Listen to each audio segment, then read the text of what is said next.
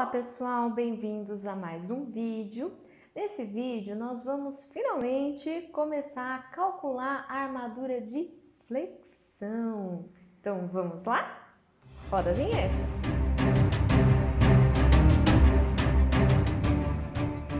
Bom, então primeiramente vamos começar conversando sobre o que é flexão, né?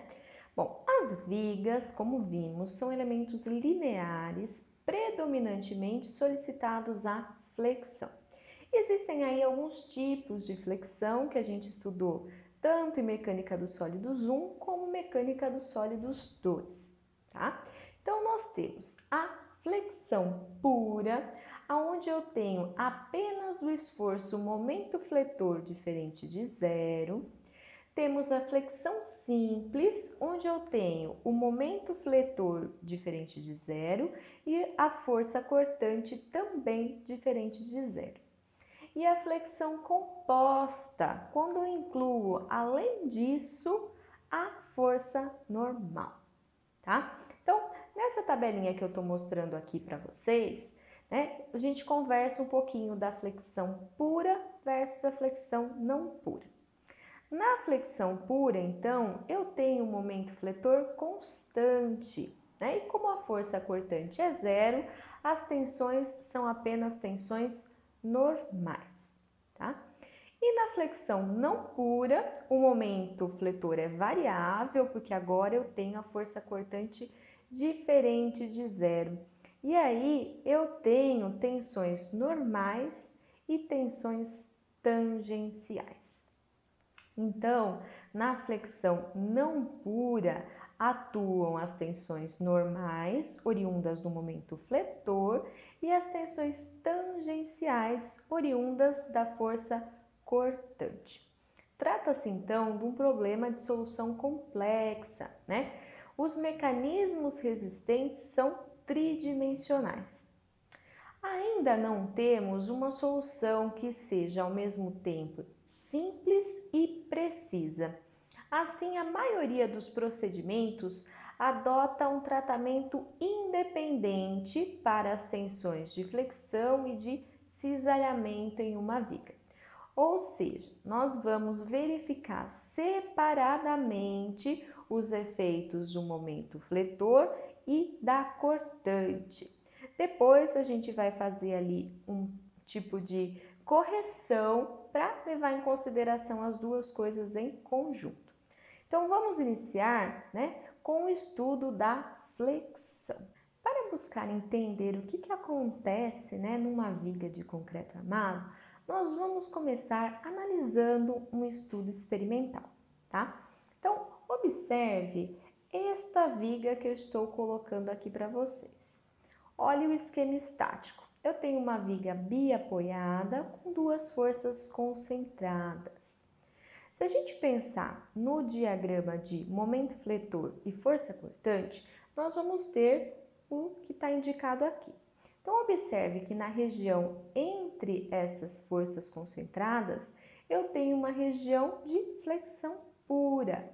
E na região entre a força e o apoio de extremidade, eu tenho uma região de flexão simples. Então, esse tipo, né, de ensaio, flexão com 4 pontos, ele é muito utilizado, tá bom? Então, eu vou apresentar aqui para vocês um estudo, né, experimental que está na apostila do professor Giongo. Vou deixar aqui embaixo as referências desse estudo. Neste ensaio, né, realizado pelo professor descrito pelo professor Giongo, eu tenho uma viga de 400 centímetros com aí vão efetivo, ou seja, a distância entre os apoios de 380 centímetros. Bom, então para a gente poder avaliar os resultados, a gente tem que saber como que é essa viga. Então, vou apresentar aqui para vocês as características da viga que foi ensaiada, tá? Então, estou apresentando aqui nesse desenho. Então, o BW, né, é 4 centímetros, a altura é 30 centímetros, tá? O vão efetivo, como a gente conversou, é 380 centímetros. A resistência alvo do concreto é 30 MPa aos 28 dias. nós temos aí de armadura longitudinal próximo à face comprimida, somente uma armadura para fortes tribos. Na face tracionada, nós teremos 3 barras de 12,5 milímetros. E a armadura transversal, ela é composta por estribos de 6,3 milímetros espaçados a cada 15 centímetros. Essa viga, ela foi dimensionada para que a ruína ocorresse, por escoamento da armadura, tá? Assim nós teríamos uma ruptura mais dúctil. Nós vamos falar bastante sobre isso neste vídeo. Bom, aqui eu estou mostrando algumas fotos, dessas armaduras antes da concretagem, indicando que foram colocadas aí instrumentações. Essas instrumentações são instrumentos de medida, tá? Foram colocados extensômetros tanto nas barras como no concreto, como eu estou mostrando aí para vocês, e foram colocados também transdutores de deslocamento. Mas então, o que é isso? O que é essa instrumentação, tá? O transdutor de deslocamento é um instrumento usado para medição do deslocamento. Assim, a grandeza física ela é convertida num sinal elétrico e a gente consegue fazer a leitura. Os extensômetros eles vão medir a deformação, tá? Com a deformação, há a variação da resistência elétrica, assim também é possível medir a deformação tanto no concreto como na armadura. Esta outra figura está mostrando para a gente o esquema de ensaio. O que é esquema de ensaio? É uma figura que indica como foi feito o ensaio. Como é que eu fixei essa viga? Como é que eu vinculei essa viga? Como que eu apliquei a força nessa viga? Então, vamos ver o que nós temos nesse caso. Bom, nesse caso, a vinculação ela é composta por uma rótula fixa e uma rótula móvel. Observem, então, que existem cilindros de aço entre as placas de aço para simular esse tipo de vinculação. Bom, com relação à aplicação das forças, então foram aplicadas 2 forças concentradas a 125 centímetros de cada apoio. Foi utilizado também um pórtico de reação, macacos hidráulicos e células de carga. Célula de carga é um transdutor de carga, tá? Ele converte um tipo de energia de entrada, no caso a força, em outro tipo de saída, no caso o sinal elétrico, tá?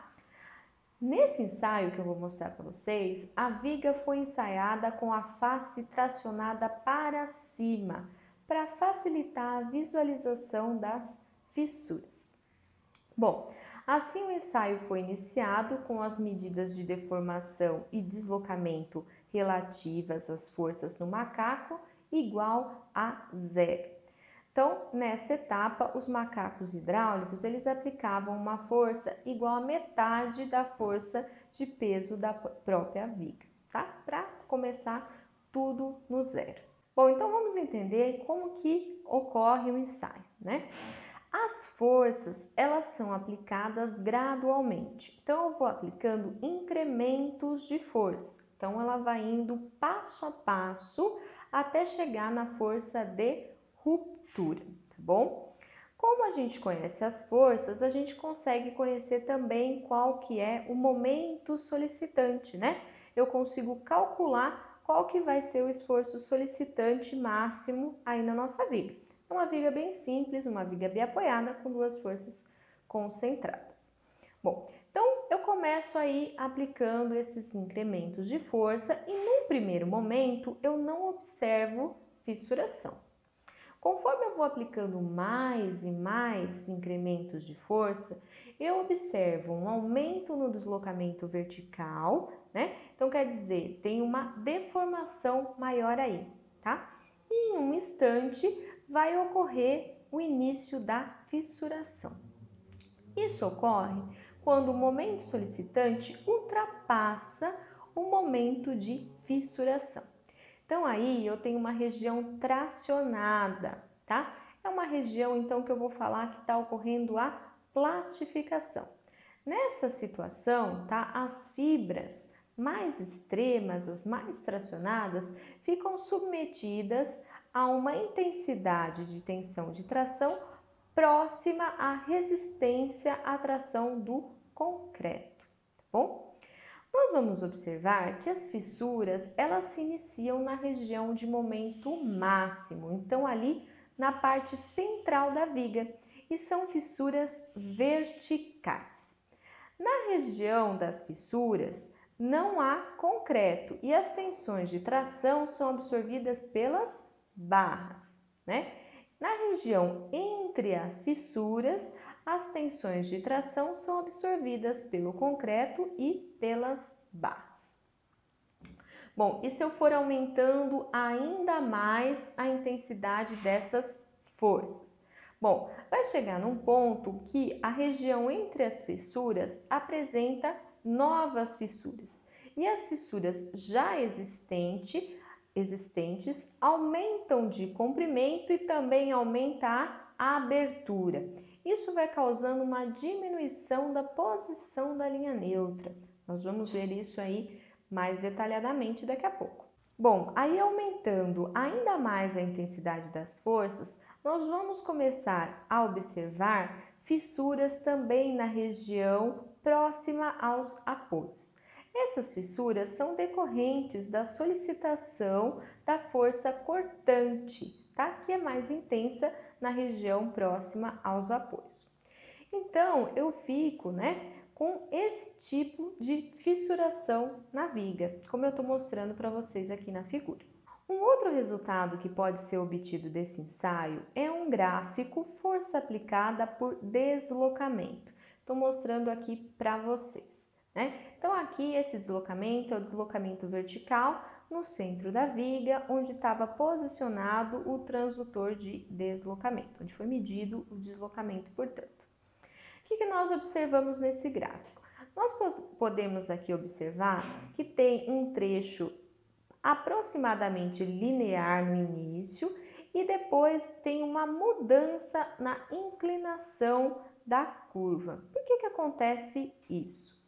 Bom, isso acontece porque provavelmente aí começou a ocorrer a fissuração, então diminui a rigidez desta viga, tá? Então, ó, se a gente observar, é aproximadamente ali nos 4 kN que isso começa a ocorrer, e se a gente calcular, o momento é aproximadamente um momento de 5 kNm que tem início a fissuração da viga. Bom, com isso a gente vê o que acontece com uma viga se a gente faz um ensaio, então se a gente tenta reproduzir no laboratório o que acontece nessa viga em uma estrutura.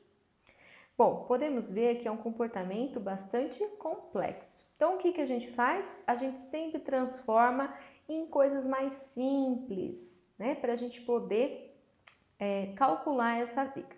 Então, nós vamos agora entender o que são os estádios de deformação da viga. Então, vamos falar dos estádios de deformação. O que é isso? Os estádios de deformação são uma tentativa de representar simplificadamente o comportamento de elementos fletidos. Então, vamos lá. Nós dividimos em 3 estádios. Vamos começar pelo estádio 1, pelo estádio 1A, como eu estou mostrando aqui para vocês. Bom, estou apresentando para vocês aí uma viga com a seção transversal BWH, então largura BW e altura H. Essa viga está submetida a um momento MS, momento solicitante MS. Se nós utilizarmos a regra da mão direita, olha só, nós vamos perceber que a parte superior está comprimida e a parte inferior está tracionada. A regra da mão direita, eu alinho o dedão na direção do vetor momento e aí eu verifico compressão em cima, tração embaixo. Bom, com isso então, a armadura que está na parte inferior vai ser uma armadura tracionada. Então, eu chamei aí, ó, de AST, armadura, né? Tá? E o ST é aço tracionado. Em cima seria ali o porta-estribo ou uma armadura comprimida, que eu chamei de ASC.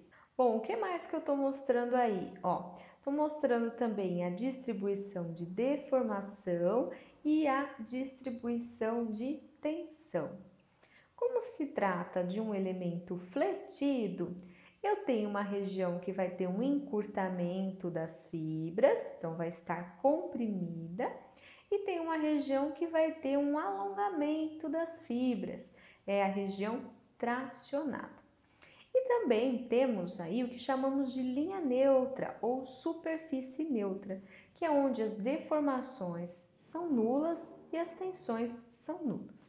Então, aqui estou mostrando qual é a distribuição de tensão no caso do estágio 1A. Bom, o que a gente observa? Nós temos aí uma distribuição de tensão elástica linear. Então, o concreto ele resiste às tensões de tração e de compressão, tá? Então, nesse momento, não há fissuras e eu tenho uma seção de concreto íntegra. Supondo que eu aumente a intensidade deste momento solicitante, nós passaríamos para o estágio 1B, no qual o concreto está na iminência de ruptura à tração.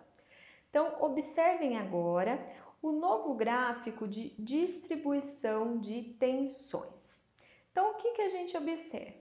Que a tensão de tração do concreto ela está muito próxima à tensão resistente do concreto à tração. Então, sigma CT está aproximadamente igual a FCT.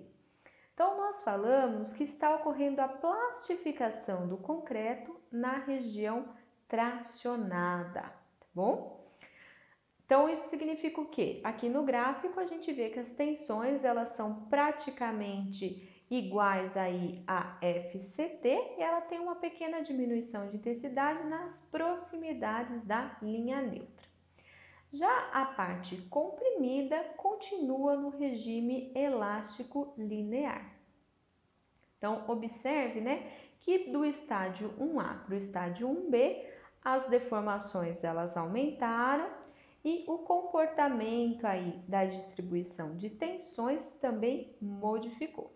Vamos agora para o estágio 2. Então, imagine que eu aumentei ainda mais esse momento solicitante. Aí eu passo para o estágio 2, que também é conhecido aí como estágio de fissuração. Então, nesse estágio, né, o valor da tensão resistente à tração do concreto é ultrapassado nas fibras mais afastadas da linha neutra e ocorre a fissuração. Nós vamos considerar que o concreto aí tracionado, fissurado, é desprezado. Então, a capacidade resistente, né, quem vai gerar a força resultante de tração são as barras de aço. Então, observa aqui no desenho das distribuições de tensão. A gente vai considerar que existe uma distribuição de tensão linear na região comprimida e na região tracionada a gente despreza o que ocorre no concreto e só vai considerar as tensões nas barras de aço. Bom, o momento fletor solicitante relativo a esse estágio faz com que as tensões ali de compressão, né, então o que eu chamei de sigma CC, que tensão no concreto comprimido, seja aproximadamente igual a metade do valor da resistência do concreto à compressão. O que ocorre nesse estágio? Nesse estágio, há uma perda de rigidez devido à fissuração. O que a gente observa também? A gente observa que a profundidade da linha neutra é menor do que no estágio 1. Então, compare os desenhos, né? Compare a posição da linha neutra.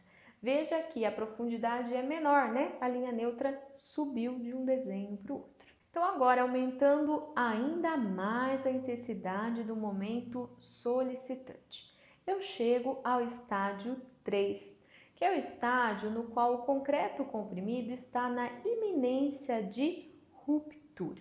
Então, o concreto tracionado já foi desprezado. Então, observa aqui no desenho, ó, eu já não tenho na distribuição de tensões de tração nada no concreto, eu estou considerando só a tensão nas barras de aço.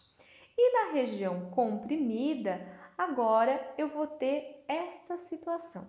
Então, nessa região da borda comprimida, eu tenho a tensão do concreto comprimido aproximadamente igual à tensão resistente do concreto à tração. Eu tenho aí um diagrama curvo, tá? Então, eu falo que a plastificação do concreto na região comprimida está ocorrendo. A distribuição das tensões de compressão é considerada conforme indicado na NBR 6118. Nós até falamos sobre isso na aula sobre comportamento dos materiais, tá bom? Bom, e aí como é que a gente considera o equilíbrio da seção transversal? O equilíbrio da seção transversal ocorre com a diminuição da profundidade da linha neutra. Portanto, um aumento do braço de alavanca. Nós vamos chamar esse braço de alavanca de Z, tá? E a região comprimida vai diminuindo até que ocorra a ruptura. Bom, aí o braço de alavanca Z aumenta e assim aumenta o módulo do momento resistente. Então, esse braço de alavanca, estou mostrando aqui o Z, seria a distância entre duas forças de um binário, né? Lembra como a gente faz para calcular o momento de um binário? É só a gente escolher uma das duas forças e multiplicar pela distância entre elas, no caso chamada de Z. Bom, mas para que eu preciso conhecer todos esses estádios de deformação? Então, veja a utilidade de cada um deles. Vou mostrar aqui na figura para vocês. O estádio 1, ele é utilizado para a gente calcular o momento de fissuração. Para saber qual que é o valor de momento fletor a partir do qual começa a ocorrer a fissuração. Então, se eu comparar o momento solicitante com o momento de fissuração, eu vou saber se ocorre ou não a fissuração. Se o momento atuante for maior que o momento de fissuração, ocorre a fissuração, certo? O estágio 2 ele é utilizado nas verificações de serviço. Nós consideramos, que as vigas em serviço durante sua vida útil, elas não estão no limite da sua resistência. Então, nós consideramos que elas estão no estágio 2. Finalmente, o estágio 3, que é o estágio de ruptura, ele é utilizado para o dimensionamento, tá? Ele é utilizado, então, no estado limite último. Observem esse gráfico aqui, ó. Esse gráfico é um gráfico momento-curvatura, né? Vocês vão ouvir falar muito sobre esse tipo de gráfico, momento-curvatura. Então, o que ele está mostrando? Ó, ele está mostrando o valor do momento aplicado em função da curvatura daquele elemento fletido. Lembra, né? Flexão é a mudança do eixo de curvatura. Eu estou indicando aqui também uma figura para vocês relembrarem aí o que é essa curvatura. Então, olha só, nesse gráfico nós percebemos que temos uma reta até chegar em MR, MR é o momento de fissuração. A partir daí, há uma mudança de inclinação da reta, porque ocorre a fissuração, tá? Então, eu passo por ali pelo momento MSer, que quer dizer momento de serviço, tá? E chego num ponto até chegar no momento último. Por falar em estado limite último, vamos ver os modos de ruína de uma viga de concreto armado. Então, estou mostrando aqui algumas fotos do modelo experimental e vou comentar o que aconteceu aqui. Bom, aqui eu tive uma ruína dúctil, tá? Perceba que tem bastante fissuração, né? Então, nós dizemos que aqui ocorreu um alongamento excessivo da armadura. Então, o estado limite último, ele é caracterizado pelo alongamento excessivo da armadura. Nesta outra imagem, né, ocorreu uma ruína frágil, tá? Nesse caso, nós vamos dizer que o estado limite último está caracterizado pelo esmagamento do concreto. Então, quando nós formos fazer o dimensionamento e a flexão, nós teremos que avaliar essas duas situações de ruína. Podemos observar ainda, né, no ensaio experimental, esse tipo de ruína aqui, ó. É uma ruína frágil e ela ocorreu por uma fissuração diagonal causada por uma armadura transversal inadequada. Então, nós vamos conversar sobre a armadura transversal na unidade 6. Então, pessoal, com isso nós terminamos mais um vídeo. Esse vídeo a gente falou sobre os estádios de deformação e quando vamos usar cada um deles. Então, lembrando que para o dimensionamento nós usamos o estádio 3. Nós vamos usar essa ideia agora no próximo vídeo, que vai falar dos domínios de deformação. Vamos lá? Então, aguardo vocês no próximo vídeo. Tchau, tchau!